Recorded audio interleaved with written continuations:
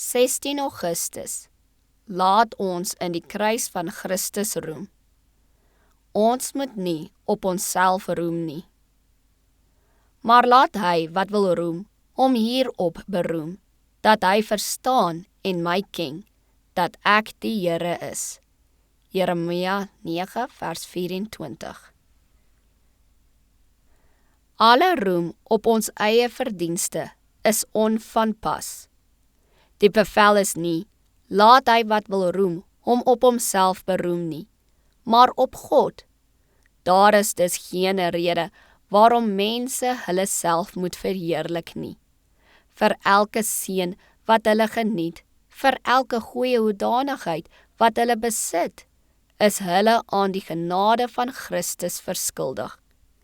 Niemand behoort homself te verhef en te sê dat hy wysheid of geregtigheid besit nie. Diegene wat die diepste kennis van die dinge van God het, het ook die minste hoogmoed of selfverheffing.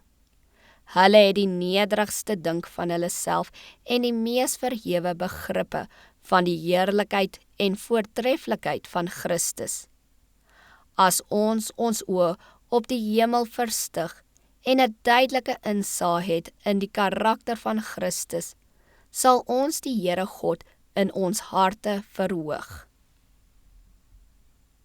Naarmate 'n mens met die geskiedenis van die Heiland kennis maak, ontdek jy in jouself ernstige tekortkominge.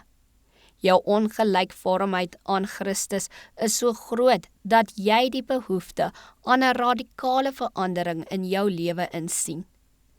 Tog streef mens met 'n verlange om soos die groot voorbeeld te word. Jy sien die gesigtrekke, die gesindheid van jou geliefde meester. Deur aanskouing word jy in dieselfde beeld verander. Dit is nie deur van hom af weg te kyk dat ons die lewe van Jesus nadoen nie, maar deur van hom te praat, deur sy volmaaktheid te oorpyns, deur te streef om die smaak te verfyn en die karakter te verhef, deur te probeer, deur geloof en liefde, en deur ernstige, volhardende pogings om nader aan die volmaakte patroon te kom. Deur 'n kennis van Christus te besit, sy woorde, sy gewoontes en sy lesse, kweek ons die deugde van die persoon wat ons so versigtig bestudeer het en ons word besiel met die Gees wat ons soveel bewonder het.